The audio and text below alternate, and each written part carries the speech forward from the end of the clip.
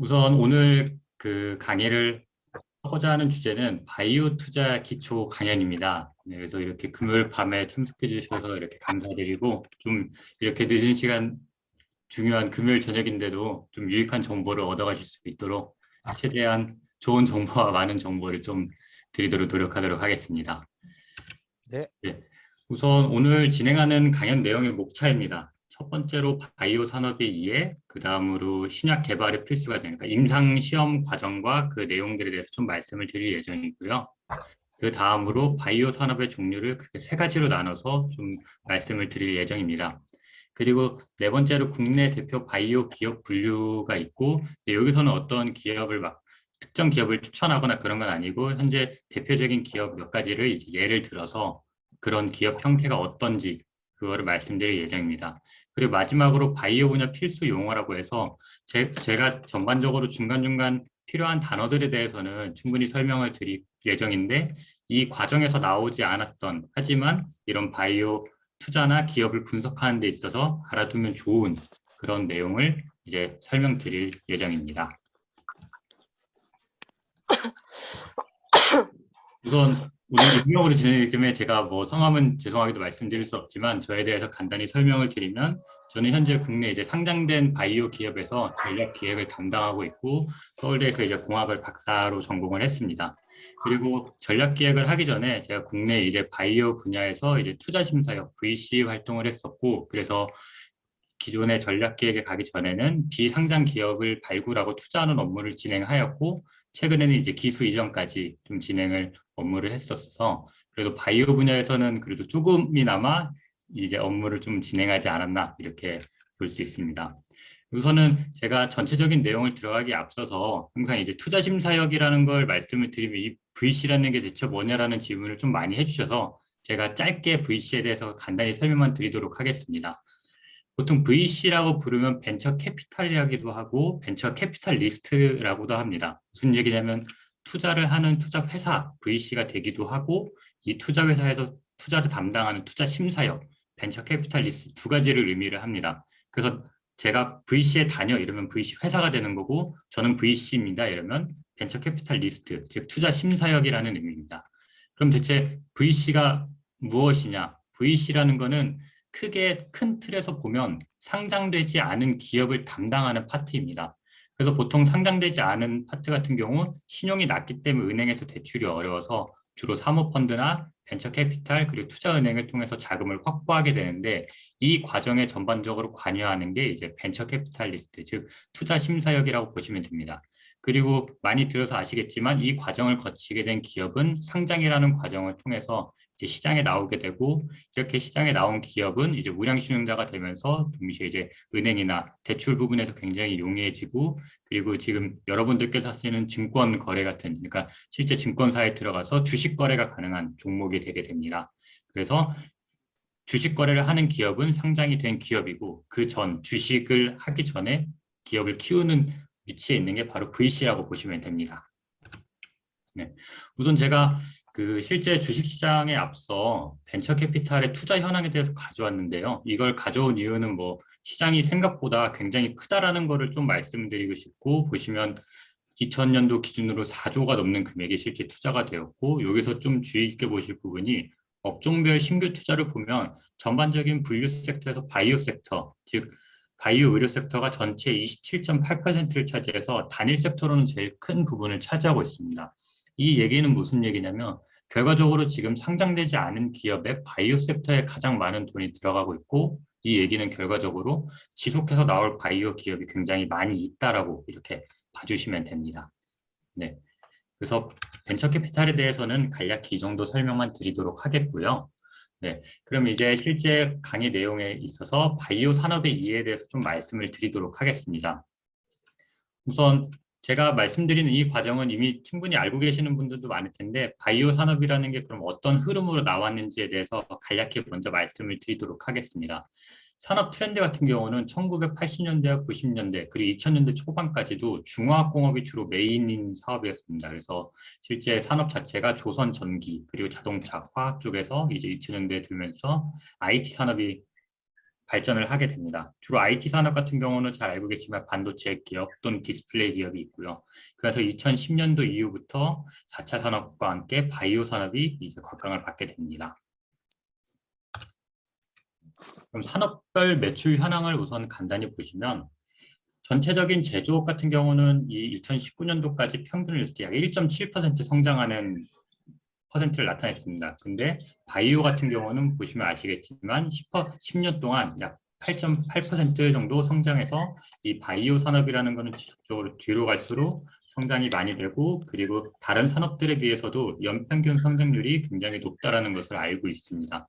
그래서 이러한 시장적 배경도 충분히 바이오 산업에 주목하는 이유를 나타내게 되고 그리고 예측 결과이긴 하지만 실제 반도체, 화학, 자동차 3대 수출 산업을 다 합친 것보다 바이오라는 이 섹터의 산업이 2024년, 그러니까 2020년 중반이 되겠죠.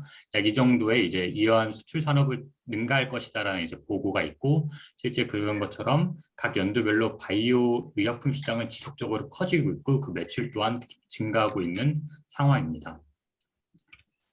그러면 이런 바이오 산업은 왜 증가하는가? 이걸 봤을 때 여러 가지 이유들이 있을 때 저는 우선은 크게 두세 가지 요소로 말씀을 드리고 싶은데 이 그래프 같은 경우는 사실 굉장히 정리하면서도 저도 놀랍게 생각한 부분이지만 이 그래프 수치가 나타내는 것은 무엇이냐면 이 아래 부분은 80년대 기준이라고 보시면 되고 이 위의 그래프는 2060년 기준이라고 보면 됩니다. 그럼 이 옆에 있는 나와 있는 숫자는 무엇이냐? 이 나와 있는 숫자는 그 실제 일하는 인구 100명 기준으로 그 인구 100명이 부양해야 되는 노인 인구가 몇 명이냐에 대한 것입니다. 그러니까 실제 100이라는 수치가 되면 100명의 일하는 사람이 100명의 노인을 부양해야 된다는 얘기가 됩니다. 우리나라 같은 경우 여기 표현이 되어 있는데 1980년도 기준으로 봤을 때 OECD 국가에서 최하위 수치를 나타냈습니다. 나라 자체가 굉장히 젊었다는 얘기가 되는데 여기서 보시면 반대로 2060년대에는 일본을 넘어서서 대한민국이 가장 큰 수치를 나타내게 됩니다. 근데 여기서 더 중요한 부분은 우리나라 같은 경우 이렇게 좀 특수한 케이스로 보여지지만 전반적인 국가 자체가 80년대보다 2060년대에 더 노인 인구가 많아진다는 것을 알고 있습니다. 이 얘기는 결과적으로 전 세계적으로 인구가 고령화가 되고 있다는 것인데 이런 인구 고령화 그럼 바이오와 무슨 사이가 있느냐? 실제 인구 고령화 과정을 이제 거치게 되면 실제로 의료 비용에 쓰는 비용은 지속적으로 증가를 하게 됩니다. 그래서 미국의 조사 결과에 의하면 GDP 기준으로 그러면 헬스케어에 돈을 얼마나 쓰는가 보았을 때 지속적으로 그 값은 증가하고 있고 그렇기 때문에 바이오 이 산업 자체는 점점 더 커질 수밖에 없는 산업 구조를 나타내고 있는 것입니다. 이런 산업 구조를 대변해 줄 수 있는 데이터가 뭐가 있을까 한번 생각을 해보았는데요. 우선 이런 산업 구조가 있기 때문에 바이오 분야는 이제 높은 영업 이익률을 가져가게 됩니다. 제가 지금 보여드린 차트 같은 경우는 작년까지 이제 조사된 결과이고 여기도 굉장히 놀랍게도 영업이익률이 가장 높은 것은 우선 담배이고 그 다음 두 번째로 부동산이 높은 영업이익률을 나타냈습니다. 그리고 세 번째가 바이오 섹터이고요. 그래서 보시듯이 이런 인구 고령화와 이제 전반적인 바이오 산업의 관심도가 높아지면서 바이오 분야에 높은 이익률을 나타내고 이런 높은 이익률 또한 여전히 바이오 산업에 이제 투자를 하게 되는 목적이 되기도 합니다. 네. 그럼 이제 바이오 산업 자체 이제 시장적인 배경 측면을 떠나서 이제 그럼 바이오 산업의 분류는 어떻게 되는가? 이렇게 한번 보도록 하겠습니다. 보통 바이오라고 얘기를 하면 대부분 이제 뭐 동물이나 어떤 사람이 먹는 약 이거를 많이 생각을 하시는데 실제 바이오 산업 같은 경우는 유럽과 미국에서 보면 크게 세 가지 분류로 나누게 됩니다. 레드 바이오, 화이트 바이오, 그린 바이오입니다. 레드 바이오 같은 경우는 기본적으로 거의 알고 계신 부분이 거의 다 레드바이고요. 의학이나 제약, 진단, 그래서 거의 대부분 국내 기업이 포진되어 있는 부분이 레드바이오 분야입니다. 화이트바이오 분야 같은 경우는 이제 산업에서 뭐 화학이나 환경, 에너지 부분을 다루는 것인데 제가 가장 최근에 뉴스를 봤던 거는 국내에서 한 젊은 청년이 불가사리에서 뽑아낸 그 성분을 이용해서 천연 제설 화이트 바이오에 포함이 됩니다. 그리고 이제 식품이나 농업에 관련된 게 그린 바이오로 얘기를 할 수 있고요. 제가 이 바이오 산업에 대해서 말씀드린 이유는 뭐냐면 당연히 가장 중요한 레드 바이오가 있긴 하지만 현재 뭐 기업들도 ESG 경영들 얘기하고 있지만 이 환경이나 여러 가지 부분들이 관심을 받으면서 이 화이트 바이오와 그린 바이오가 점점 시장이 증가하고 있습니다. 그래서 똑같은 어떻게 보면 바이오 영역이기 때문에 아마도 이 영역 자체가 적어도 5년에서 10년 뒤에는 굉장히 레드 바이오 수준으로 많이 커진 시장이 되지 않을까 생각이 돼서 이런 바이오 산업도 있다라는 것을 간단히 설명드리고자 말씀을 드렸습니다. 네. 그럼 이제 제가 지금부터 이제 말씀드릴 부분은 앞에서 말씀드렸던 레드바이오를 기준으로 말씀을 드릴 거고요. 그럼 레드바이오에서 가장 기본이 되는 건 뭐냐 했을 때 바로 의약품입니다. 근데 여기서 의약품은 크게 뭐 합성화학 의약품 그리고 바이오 의약품으로 나눌 수 있습니다. 화학 합성 의약품은 뭐 대표적으로 말씀드리면 여러분들이 이제 뭐 두통이 오거나 했을 때 먹는 타이레놀이나 또는 소화제 이런 부분들이 거의 다 화학 합성 의약품이라고 봐주시면 되고, 바이오 의약품은 단백질 의약품 또는 뭐 백신, 유전자 치료제가 있고, 그래도 가장 일반인이 접하기에 가장 좋은 바이오 상품, 그러니까 의약품은 아니지만 상품은 프로바이오틱스 뭐 이런 이제 뭐 소화나 이제 장 쪽에 좀 도움이 되는 유산균 쪽이 바이오 상품 정도라고 보시면 됩니다. 그래서 보편적으로 바이오 의약품과 바이오를 동일시하는 경우는 있는데, 바이오는 이 전체를 다 포함하는 부분이고 바이오 의약품은 이러한 조건들을 만족하는 약품을 바이오 의약품이라고 합니다. 그래서 보편적으로 말하는 바이오는 이 모든 걸 다 포함하고 있기 때문에 바이오 의약품에 한정해서 생각하실 필요는 없습니다. 네. 그러면 이렇게 앞부분에 대해서 간단히 설명을 드리고 신약 개발의 이제 과정에 대해서 말씀드리도록 하겠습니다. 당연히 신약이라는 것은 말 그대로 새로운 약을 만들어내는 것이기 때문에 그러면 이러한 것들이 실제 약이 되기 위해서는 임상시험이라는 과정을 거치게 됩니다. 그래서 임상시험 과정에 대해서 뭐 순차적으로 좀 설명을 드리도록 하겠습니다. 네.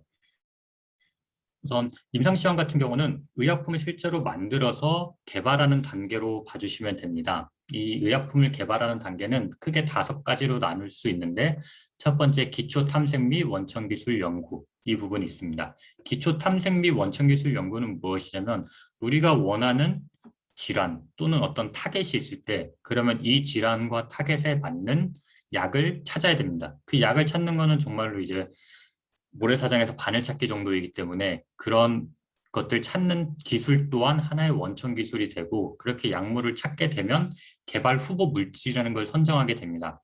실제 이 약물이라는 거는 제작을 하게 되면 하나의 약물이 딱 나오는 것이 아니라 정말 수없이 많은 수만 가지에서 수백만 가지의 약물이 나오게 되는데, 여기서 가장 적절한 약 최소 1개에서 3, 4개, 많게는 뭐 10개까지 선정을 하게 됩니다. 그래서 그 과정을 개발 후보 물질 선정 과정으로 보고 있습니다. 이렇게 선정된 물질은 그 다음부터 이제 임상이란 단어가 포함된 큰 틀의 영역을 이제 진행을 하게 됩니다. 그럼 임상이란 단어가 포함됐을 때 첫 번째 전 임상 과정이 있습니다. 전 임상 과정은 말 그대로 임상에 들어가기 전이고, 그럼 여기서 무엇을 하느냐? 이 전 임상 과정은 보편적으로 동물 실험을 통해서 진행을 합니다. 그래서 동물 실험에서 독성도 테스트하고 원하는 질환에 실제 이 약이 적용을 하는지 그런 부분들을 검사를 하고, 그리고 이 동물 실험에서 효능이 나타나면 대동물, 뭐 처음에 쥐에서 토끼, 강아지, 돼지, 원숭이, 뭐 침팬지 이런 점점 소동물에서 대동물로 가는 이 시험 과정을 거치게 됩니다. 그럼 이러한 전반적인 모든 과정을 거쳐서 실제 약물 효능과 안정성이 확보가 됐을 때 그때 임상 시험 신청을 하게 되고, 그 신청을 낸 것이 승인을 받으면 임상 시험에 돌입을 하게 됩니다. 그래서 임상 시험 같은 경우 제가 뒤에서 좀 더 자세히 말씀드리겠지만 수많은 스테이지, 그 페이지를 거쳐서 결과적으로 최종 약물이 효능도 나타나고 안정성도 나타났을 때 신약 허가 및 시판이 되게 됩니다. 근데 제가 우선 여기서 위에 보시면 동물 실험 이꼴 전임상이라는 질문을 하나 넣어놨었는데요. 이걸 넣어놓은 이유가 보통 국내 대부분 바이오 기업들이 초기에 이제 실험을 하고 뉴스 기사를 이제 릴리즈를 하게 됩니다. 주로 그 내용들을 보면 동물 실험에서 어떤 효능을 검증했다, 동물 실험에서 좋은 결과가 나왔다 이렇게 적혀 있고, 그 제가 궁금해서 한번 주주 토론방 가면 이제 대부분 전임상 성공 이렇게 적혀 있더라고요. 그래서 제가 우선 여기서 말씀드리고 싶은 부분은 동물 실험은 제가 어떻게 해도 전혀 상관이 없는 부분입니다.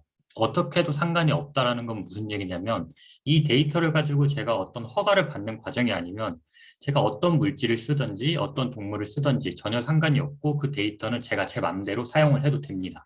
하지만 이 데이터를 가지고 실제 전임상에 들어갈 수는 없는 것이죠. 근데 전임상이라는 단어는 실제 임상 시험에 들어가기 위해서 굉장히 까다로운 수많은 절차들을 이제 진행을 하고 거기서 적합한 데이터를 얻어내야 됩니다.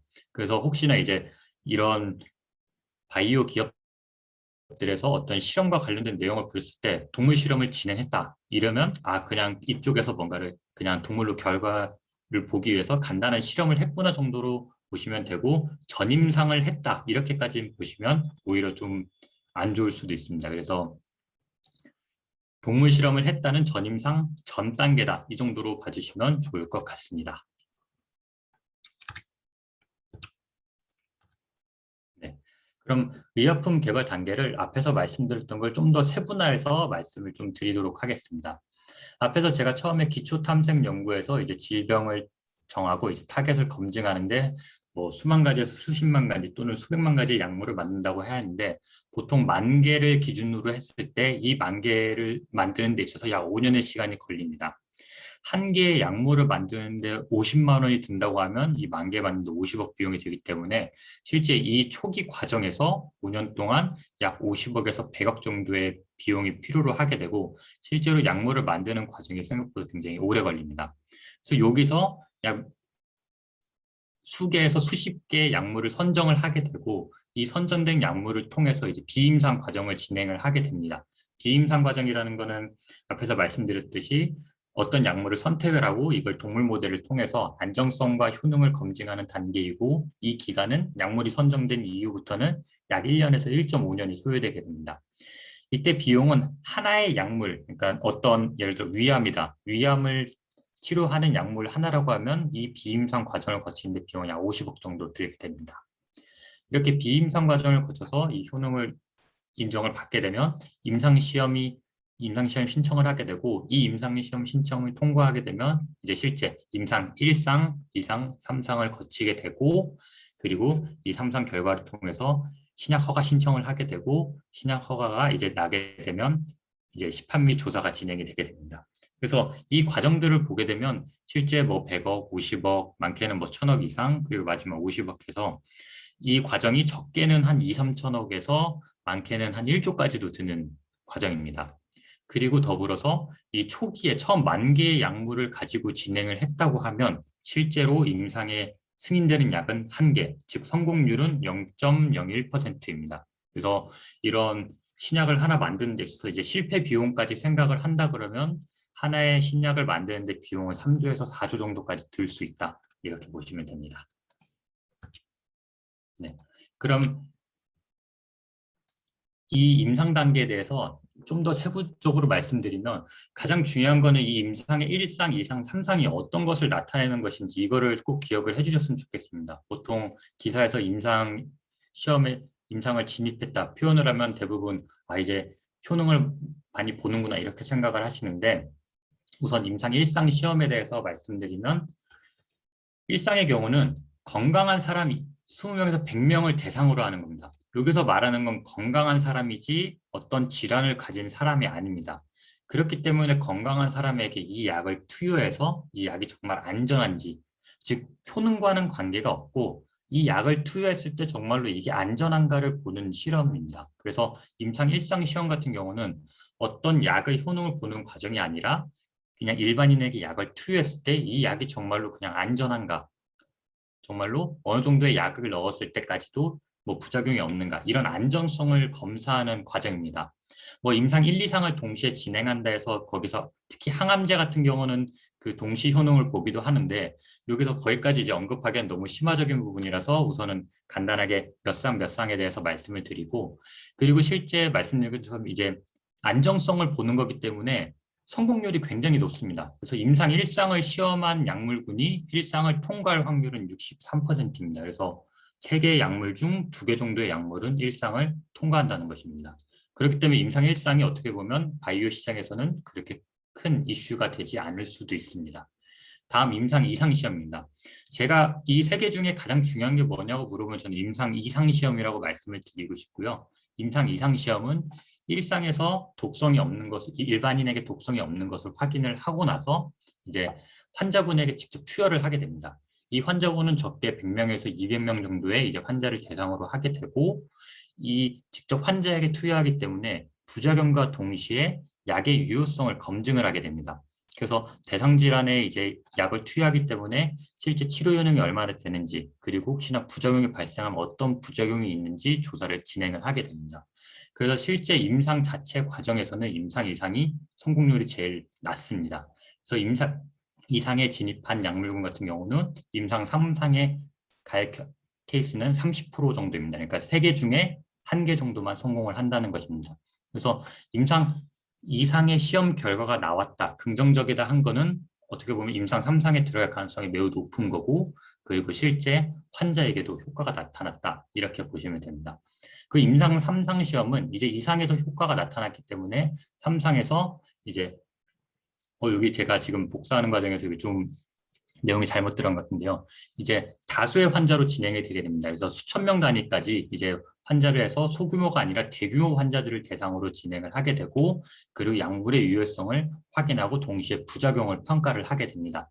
그래서 앞서 말씀드린 것처럼 임상 이상에서 대부분 약이 이게 되냐 안 되냐가 많이 결정이 되게 됩니다. 그래서 임상 3상까지 진행이 되게 되면 주로 2개 중 하나는 임상 3상을 패스를 하게 되고 결과적으로 약으로 승인이 되게 됩니다. 네. 그리고 지금 제가 중간에 잠깐 질문을 몇 가지 봤는데요. 우선은 임상 1상, 2상, 3상 기간이 어느 정도 되냐고 여쭤보셨는데, 우선 이 임상 전체 기간을 봤을 때 약 6년 정도 잡는데, 이거는 정말 약물마다 다릅니다. 백신 같은 경우는 2001년도에 임상을 시작해서 아직까지 승인을 못 받은 약도 있고, 그래서 있는데, 보통 임상 1상 같은 경우는 제가 최근에 이제 바이오 벤처들을 봤을 때 임상 1상은 한 1.5년 이 정도로 많이 보고 있습니다.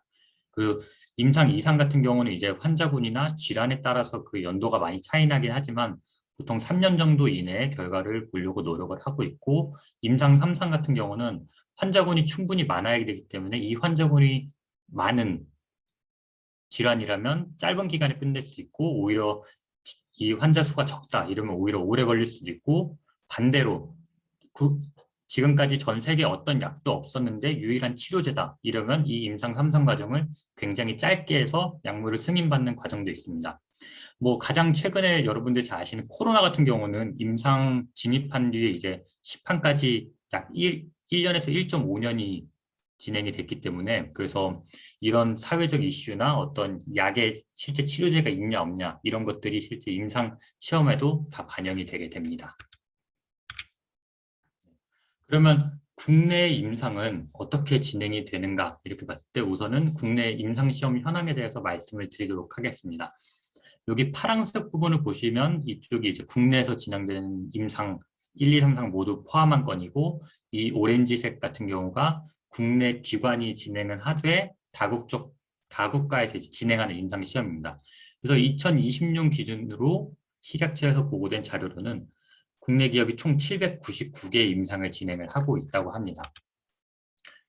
그리고 이 임상 내용을 좀 더 디테일하게 보았을 때는 이쪽 부분이 국내이고 요 오른쪽 부분이 국외인데, 국내 같은 경우는 대부분 임상 1상이 대부분 차지하고 있고, 다국가 기업에서는 임상 3상을 대부분 진행을 하고 있습니다. 임상 3상을 해외에서 하는 경우는 사실 이 전략적인 요소가 크다라고 볼 수 있는데요. 국내에서만 진행하면 이제 다양한 인종 부분부터 시작해서 비용적인 측면이 많이 포함이 되게 되는데, 임상 3상 같은 경우 뭐 미국이나 유럽, 호주 이런 국가에서 진행을 하게 되면 추후 이제 승인 이후에 약을 이제 판매하는 데까지 훨씬 더 짧은 시간을 가질 수 있기 때문에 이런 전략적으로 해외에서 진행을 하기도 합니다. 그리고 또는 질환이 국내 환자 수가 굉장히 적은 경우는 어쩔 수 없이 다국가에서 진행을 하게 됩니다. 네. 그러면 이 의뢰자별, 즉 의뢰자라는 거는 제약회사라고 보시면 되는데, 그럼 이 제약회사별 임상 현황은 어떻게 되는 거 봤을 때 외국 기업은 이제 한국 로슈가 제일 많게 되고, 그다음 한국 MSD가 있습니다. 국내 기업에서는 종근당이 현재 22개로 가장 많이 나와 있고 그다음 대웅제약, 그다음으로 대원제약 이렇게 있습니다. 나머지 다국적 기업들이 포함이 되고 있어서 실제 국내 기업들도 많은 임상을 진행을 하고 있고 여러분들이 뭐 의외라고 생각하실 수도 있겠지만 이제 종근당이나 대웅제약 같은 경우도 굉장히 많은 임상을 좀 진행을 하고 있는 상황입니다. 네.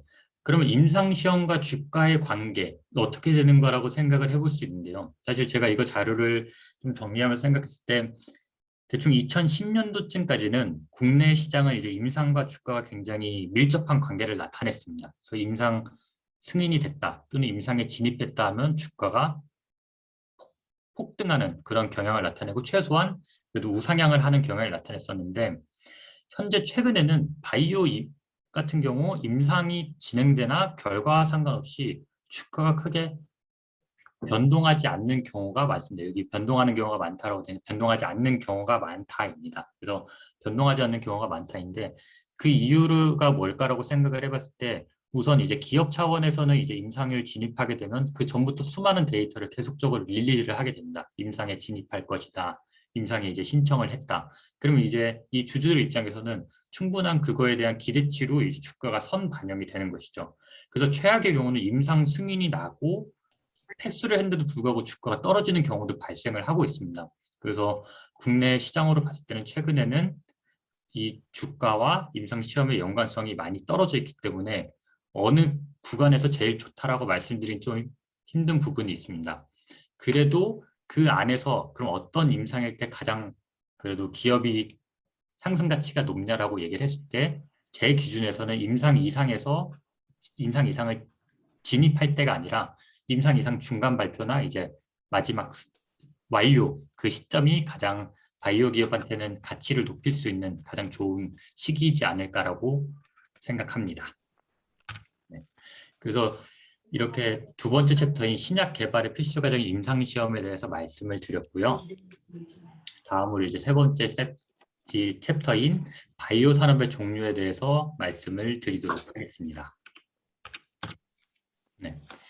바이오 산업의 종류에서 우선 첫 번째로 R&D 중심 산업의 현황에 대해서 말씀을 드리도록 하겠습니다. 네. 우선 아마 기사로도 많이 나온 얘기인데 무어의 법칙이라고 해서 반도체 성능이 2년마다 2배로 증가한다는 얘기가 있습니다. 이 얘기 같은 경우는 주로 삼성전자와 관련이 많이 되어 있는데요. 이 무어의 법칙은 반도체랑 관련이 있듯이 바이오에도 좀 관련된 이제 법칙이 있습니다. 이름의 법칙이라고 해서 제약사가 연구비 10억 달러 지출해서 개발되는 신약수가 매 9년마다 절반으로 감소한다는 내용입니다. 무슨 얘기냐면 보통 미국 10억 달러면 우리나라 돈으로 약 1조 정도 되는데요. 1조 가지고 몇 개의 약을 만드냐 했을 때 1950년대 기준으로 보면 약 적어도 50개 이상은 만들게 됩니다. 근데 20년 뒤에 보면 10개 미만으로 감소를 하게 되고 그리고 2000년대 들어서든 1조의 신약 한 개를 개발을 못할 수도 있는 상황이 오게 됩니다. 이거는 당연히 뭐 화폐 가치의 차이도 있겠지만 그만큼 약 하나를 만들어서 신약으로서 승인을 받아서 시판까지 하기에는 이제 굉장히 많은 비용과 시간이 투여가 된다는 얘기입니다. 그래서 이런 부분들이 어떻게 보면 현재 국내는 아니지만 해외에서 많이 진행되는 부분인데 대형 제약사, 뭐 화이자, 뭐 아니면 아스트라제네카 뭐 이런 식으로 뭐 로슈, MSD 이런 대형 제약사들이 어느 정도 기술이 개발이 잘 된 기업을 이제 인수를 하게 됩니다. 그 인수 비용은 보통 조 단위가 되는데 뭐 적게는 1조에서 5조 정도 비용이 됩니다. 근데 어떻게 보면 이 1조라는 금액을 봤을 때 자신들이 직접 개발했을 때 1조로도 신약을 못 만들어내는데 차라리 1조를 주고 그 기술을 사오자 하는 트렌드가 좀 많이 생기게 되었고요. 이런 트렌드는 결과적으로 M&A나 라이센싱 부분에 연관이 되는데 이 M&A나 라이센싱 부분은 좀 뒤쪽에 가서 말씀을 드리도록 하겠습니다. 네. 그럼 우선 바이오 산업을 이제 이해하기 위해서는 바이오 밸류 체인을 먼저 좀 이해를 해야 됩니다. 밸류 체인이라는 가치 사슬이고 이 가치 사슬은 결과적으로 시장에서 어떠한 연결고리가 있는지에 대한 얘기입니다. 우선 제조업, 뭐 반도체로 예를 들면 제조업 같은 경우는 기본적인 성장 과정이 R&D가 되고 이 R&D가 완료되면 생산으로 넘어가고 이 생산이 되면 판매가 되게 됩니다. 그래서 밸류체인 방향은 R&D가 돼야 판매가 되는 이쪽 방향으로 흐르게 됩니다. 근데 바이오 산업 같은 경우는 이 가치 사슬이 주로 거꾸로, 역으로 가는 경향이 있습니다. 무슨 말이냐면 판매를 하는 쪽이 먼저가 있고 그 다음 생산을 하고 그 다음 R&D를 하는 과정이 있다는 겁니다. 이 판매라는 것이 그럼 대체 어디가 판매를 하냐 물어보실 수 있는데 현재 국내 대부분의 제약사가 하고 있는 것이 이 판매 영업입니다. 실제로 본인들이 신약을 개발하는 과정도 있긴 하지만 대부분 해외에 이미 시판된 약을 들여와서 보통 뭐 마진 거래라고 표현을 할까요? 그래서 약을 사와서 본인들이 판매해서 중간에 이제 영업이익을 가져가는 구조를 가지게 됩니다. 그렇게 번 돈을 반대로 이제 생산 쪽에 투자를 하게 되고 최종적으로 R&D 과정에 투자를 하게 되는데 그래서 국내 같은 경우는 지금 강점을 가지는 부분이 이 생산 부분이 있고 동시에 이제 이 생산에서 벌어들인 비용을 통해서 R&D 쪽으로도 강점을 가지고 있습니다. 그래서 여기서 뭐 중요한 부분은 바이오 같은 경우는 밸류체인이 반드시 R&D에서 시작되는 것이 아니라 거꾸로 판매에서 또는 생산에서 시작해서 거꾸로 들어가는 것이고 오히려 극초기, R&D 극초기에 있는 경우는 이 생산 밸류체인에 연결돼서 거꾸로 들어간다. 이렇게 이해해 주시면 됩니다. 그래서 생산 같은 경우는 국내가 좀 이제 많이 발달되어 있기 때문에 국내 제조업이 발달된 계기라고 보시면 되고 그리고 혁신, 즉 R&D, 신약을 만들어내는 가장 첫 번째 단추이기 때문에 그래서 제약산업이 이제 활용할 수 있는 계기가 될 수 있는 앞부분이다. 이렇게 봐주시면 됩니다. 네. 그러면 R&D 중심의 바이오 산업이라는 결과적으로 신약을 만들어내기 위해서 약을 새롭게 만들어내자 이 과정입니다. 그러면 보통 여러분들이 이제 제약 관련된 기사나 보면 오픈 이노베이션이라는 얘기를 굉장히 많이 보셨을 텐데요. 오픈 이노베이션이라는 건 말 그대로 개방 혁신, 우리가 뭔가 개방을 해서 혁신을 이루자 이런 표현입니다. 그럼 이 오픈 이노베이션이라는 단어가 굉장히 모호할 수도 있는데 오픈 이노베이션은 쉽게 말씀드리면 이런 과정입니다. 내가 열심히 하고 있는데 나의 힘으로 도저히 안 돼서 누군가의 도움을 받아서 굉장히 쉽게 하면 그게 바로 오픈 이노베이션 과정입니다. 그 여러분들이 보셨을지 모르겠지만 오징어 게임 같은 경우 혹시 뭐 보신 분들이 이해하실 수 있겠지만 그 달고나 과정에서 라이터가 있으면 그 달고나를 굉장히 쉽게 그 조각을 만들어내게 되거든요. 그런 것처럼 내가 단순히 하고 있으면 굉장히 어렵게 하고 있지만 그 라이터 하나라는 이유로 그 굉장히 어려운 과정을 쉽게 넘어가게 됩니다. 이런 것처럼 제약사들도 우리가 지금 이 약 같은 경우 이 약이 물에 좀 더 잘 녹게 만들고 싶은데 그 과정에서 굉장한 애로사항이 발생할 수 있습니다. 근데 이 애로사항을 뭐 다른 AI 기반 신약 회사든지 아니면 이 물성을 좋게 해주는 것만 하는 그런 회사가 있으면 그런 회사에게 위탁을 하거나 공동 개발 형태로 진행을 해서 실제 본인들이 가지고 있는 이 산업 라인을 좀 더 빠르게 진행시키는 것이 바로 오픈 이노베이션 과정이라고 보시면 됩니다. 그럼 이 오픈 이노베이션이 실제로 뭐 얼마나 효과가 있냐 했을 때 사실 이 효과라는 거는 결과적으로 뭐 성공률에 대해서 말씀을 드려야 될 것 같고요. 폐쇄형 모델, 즉 오픈 이노베이션을 안 하고 자신들의 회사 기술로 모든 걸 다 했을 때 신약의 성공률은 11%이고 오픈 이노베이션을 통해서 했을 때 약물의 성공률은 34%입니다. 그 최근에 60% 정도까지 증가했는데 이건 오픈 이노베이션의 효과보다는 이제는 거의 대부분의 기업들이 오픈 이노베이션을 하기 때문에 이 수치가 올라갔다라고 봐주시면 됩니다. 그래서 오픈 이노베이션은 우리가 할 수 있는 부분은 그대로 하되 안 되는 부분은 외부의 힘을 통해서 그게 자금이 될 수도 있고 또 다른 기업과의 뭐 공동 연구가 될 수도 있고요. 그래서 그런 부분을 오픈 이노베이션이라고 보시면 됩니다. 네. 그러면 R&D 중심의 바이오 산업은 결과적으로 새로운 기술을 만들어내서 또는 새로운 신약을 만들어내서 진행을 하게 되는 것인데 맨 처음 임상 과정에서 말씀드렸던 것처럼 이 임상에서 들어가는 시용과 비가는 어마어마합니다. 일반적인 비용으로 임상 3상까지 보편적인 비용으로는 봐도 1조가 필요로 하게 되는데 사실 1조라는 비용은 국내 제약사에서 제가 알기로는 대웅제약이 1조 한 6, 7천억 정도 되는데 국내에서 누구나 들어도 알만한 제약사의 2분의 1, 3분의 1 정도의 비용이기 때문에 일반 기업에서는 정말 대기업이 아니면 진행을 할 수 없기 때문에 최대한 기술을 잘 성숙시키고 만들어서 M&A를 진행을 하고자 합니다. M&A는 말 그대로 인수와 합병, 그러니까 둘 중에 하나를 하게 되면 M&A를 진행했다고 하는데 국내 같은 경우 사실 M&A 시장이 굉장히 작지만 가장 최근에 이제 M&A 얘기가 나오게 됐습니다. 뭐 기사를 통해서도 많이 얘기했지만 GS 컨소시엄에서 이제 복토스 업체인 휴재를 인수를 하게 되었고 이 인수를 할 때 전환사채 이제 1조 7천억 원을 들여서 진행을 하게 됩니다. 근데 전 세계에서는 사실 M&A가 굉장히 급속도로 증가를 하고 있고 이 이유 중에 하나가 앞에서 말씀드린 것처럼 임상에 들어가는 비용이 너무 증가했기 때문에 차라리 그 비용을 그리고 인력적인 시간을 아끼고 적절한 기업이 나왔을 때 그럼 그 기업을 M&A로 사오자 하는 컨셉입니다. 그래서 전 세계적으로는 지속적으로 증가하고 있는 경향을 나타내고 있습니다. 그러면 이 M&A가 주식에는 어떤 영향을 주는가 좀 분석을 해보았습니다.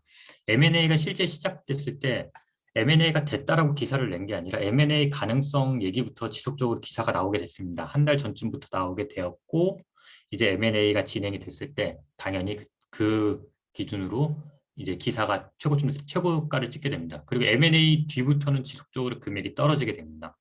이걸 통해서 뭐 단편적인 예지만 국내에서 어떤 기업이 M&A 된다. 그러면 적어도 M&A가 되는 시점 전까지는 지속적으로 주가가 증가하는 경향을 나타낸다는 것을 볼 수 있습니다. 그래서 어떻게 보면 누구보다 더 빠르게 국내 기업 M&A 정보를 기사를 접하거나 했을 때 그 규모가 중요하겠지만 적어도 이 주가가 어느 정도는 반영이 될 수 있을 것이다. 이렇게 보시면 될 것 같습니다. 그러면 R&D 중심 바이오 산업은 결과적으로 기술을 가지고 있는 것인데 그럼 이 기술을 가지고 있을 때 우리 회사 통째로 넘어가는 것이 M&A고 그러면 이 기술만 회사는 그대로 두고 기술만 움직이는 것이 바로 라이센스입니다. 라이센스는 크게 라이센스 인과 라이센스 아웃으로 나눌 수 있는데 우선 라이센스 인부터 말씀을 드리도록 하겠습니다. 우선 말씀드린 것처럼 라이센스는 이제 신약 개발 후기로 갈수록 굉장한 자본을 필요로 하고 이제 경험과 더불어서 이제 시간을 필요로 하기 때문에 제약회사나 또는 벤처기업은 초기 단계 신약을 이제 만들게 되고 이 후보 물질을 보편적으로 본인보다 훨씬 더 큰 기업에 이제 라이센싱을 하는 경우가 있습니다. 이 라이센싱을 하는 경우는 보통 두 가지 관점으로 볼 수 있는데 첫 번째는 라이센싱을 통해서 이제 기업 가치를 높이는 경우가 있고요. 두 번째는 이제 더 이상 내부에서 이 기술을 개발하거나 하는 게 어렵기 때문에 그럼 해외에 보내서 훨씬 더 많은 자금을 쓸 수 있는 해외 기업에 넘기자 해서 라이센스 하는 경우가 있습니다. 그래서 이 라이센스는 당연히 국내 기업에서 사오면 라이센스 인이 되는 거고요. 그래서 이 그림과 같이 타사가 보유한 경쟁력 있는 기술 또는 물질을 이제 우리 회사로 사들여 오는 것을 라이센스 인이라고 합니다. 라이센스 인은 말 그대로 돈을 주고 제가 그 권리를 가져가는 것이죠. 그럼 국내 같은 경우 그 라이센스 인을 한 기업이 있나 했을 때 랩지노믹스를 예를 들 수 있습니다. 사실 랩지노믹스는 뭐 코로나 때 워낙 많이 이름이 나온 기업이기 때문에 뭐 대부분 아실 거라 생각하는데요. 바이오 회사이긴 하지만 이제 진단을 위주로 하는 기업입니다. 근데 이렇게 진단을 하던 기업이 신약 개발을 하겠다고 라이센싱을 진행을 하게 됐고요.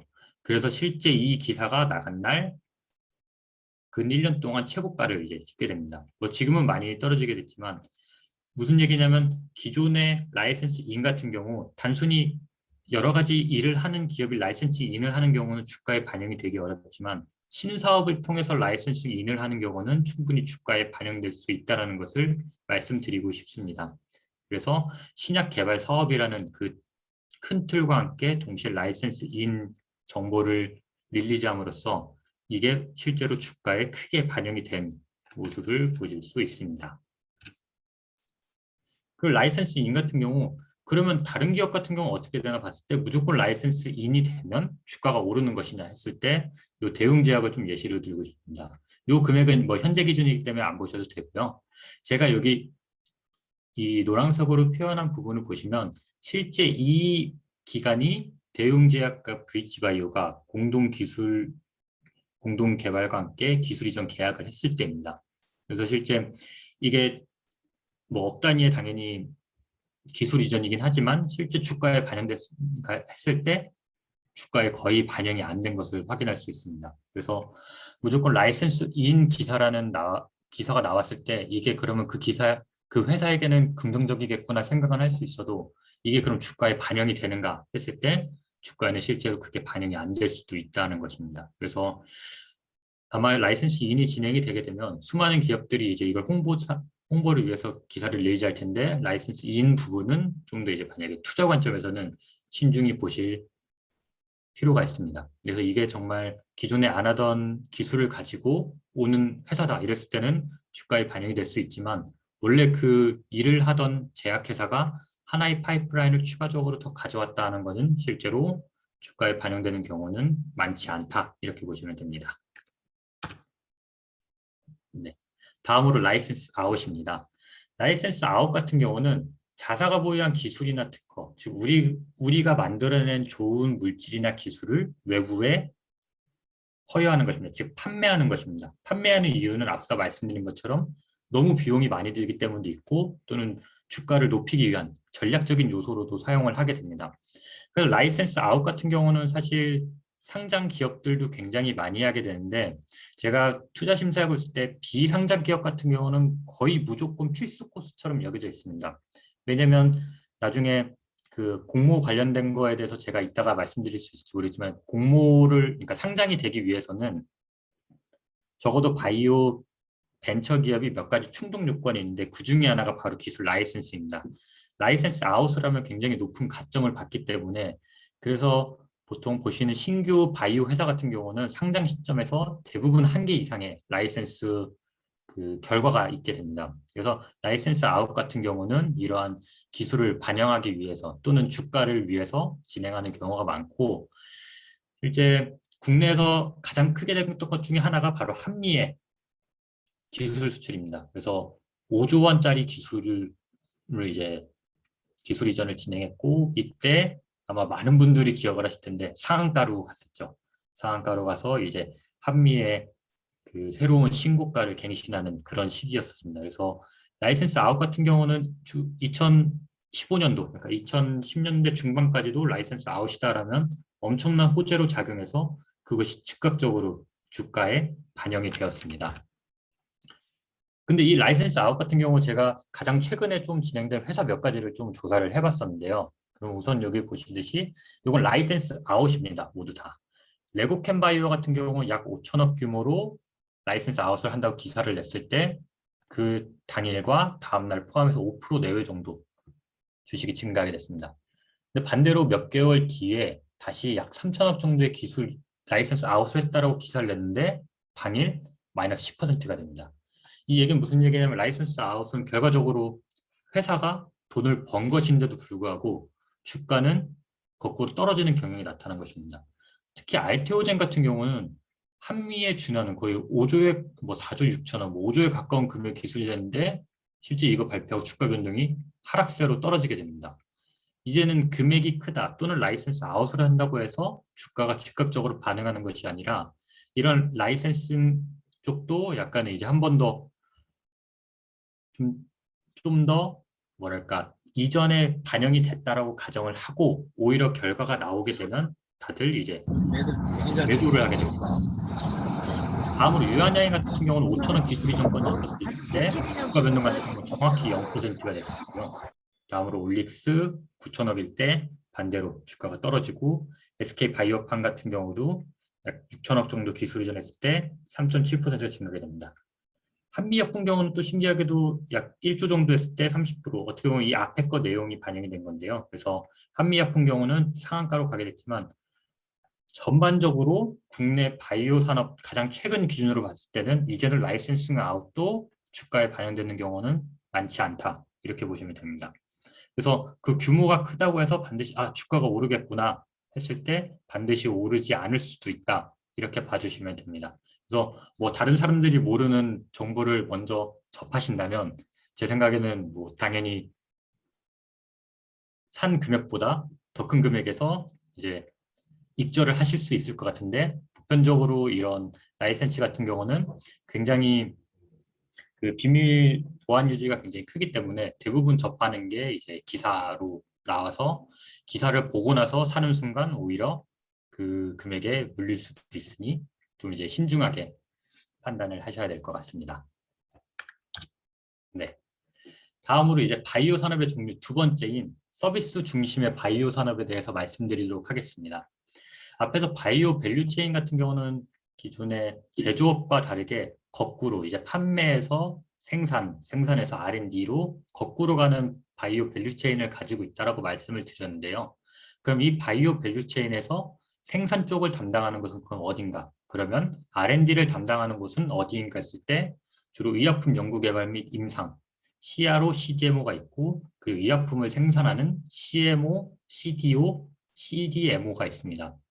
이 용어 같은 경우는 사실 바이오에서 거의 매 기사마다 나오는 용어인데 다 비슷하게 보이고 그리고 실제 이 단어에 대해서 정확히 알고 계신 분들은 사실 오늘 강의를 1도 안 들으셔도 되긴 하시는데 오늘 이 단어에 대해서 제가 최대한 간략하고 좀 이해하실 수 있게 좀 쉽게 설명을 드려보도록 하겠습니다.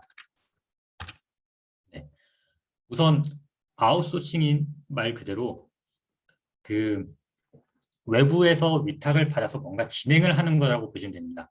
이 단어들의 모든 특징을 보시면 다 C로 시작합니다. 이 C는 컨트랙트, 즉 어떤 계약에 의해서 우리가 위탁으로 뭔가를 하겠다라는 의미입니다. 그래서 C는 다 무시하셔도 됩니다. C는 무시하셔도 되고 그러면 그 뒤에 D냐, M이냐, DM이냐 이 과정을 보시면 됩니다.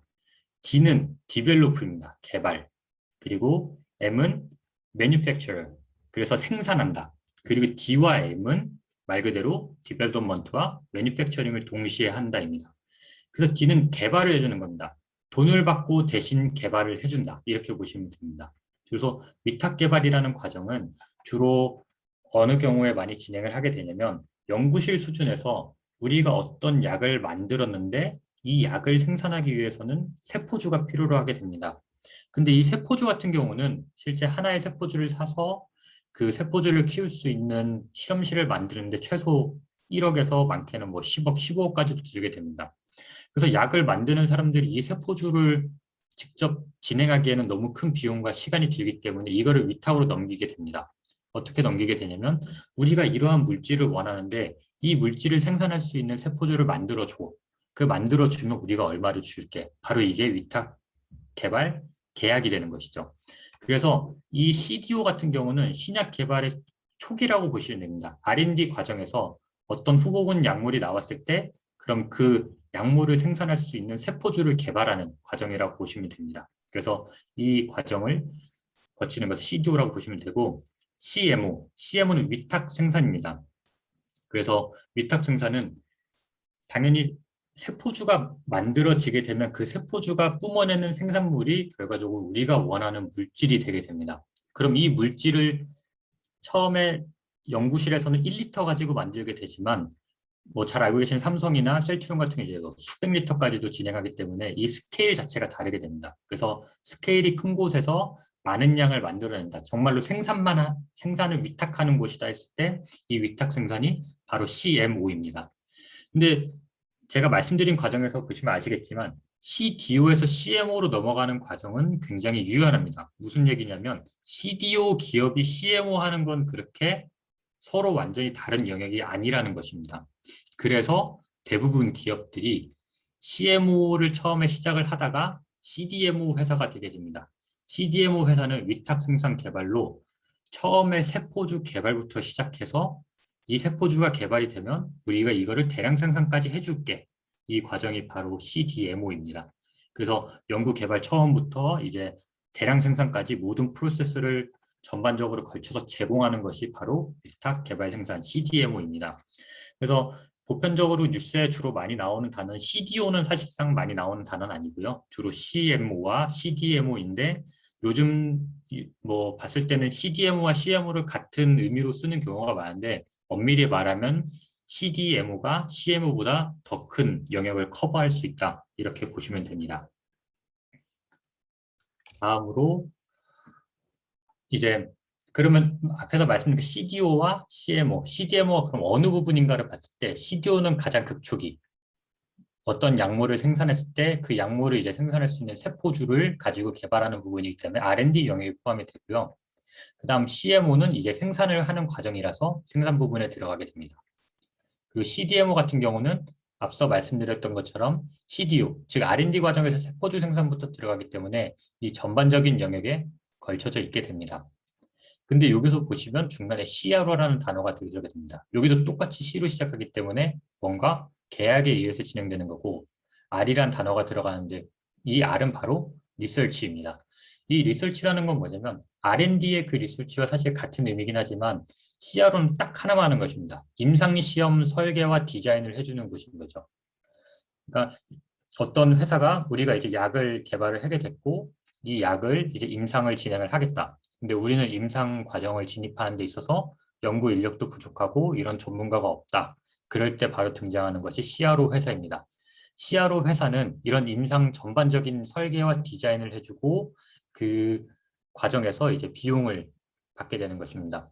대표적으로 뭐 임상 시험 같은 경우 국내에서 진행하는 경우도 있지만 뭐 호주나 베트남, 뭐 유럽, 미국에서 진행하는 경우도 있는데 대부분 이런 경우 중간에 CRO 회사가 포함이 되어 있다고 보시면 됩니다.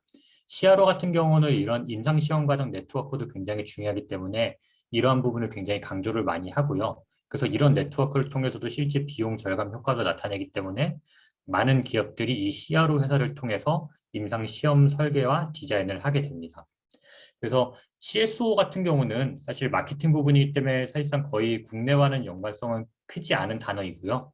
주로 이 네 개 단어 중에서 굳이 뽑는다면 이 세 개 단어 정도는 이제 어느 정도 이해를 하시고 나중에 어떤 바이오 기업이 새롭게 나왔다 했을 때 이 CRO와 CMO, CDMO는 이제 구분하시면 훨씬 더 이제 투자나 이런 내용을 이해하시는데 훨씬 더 용이할 거라고 생각이 됩니다.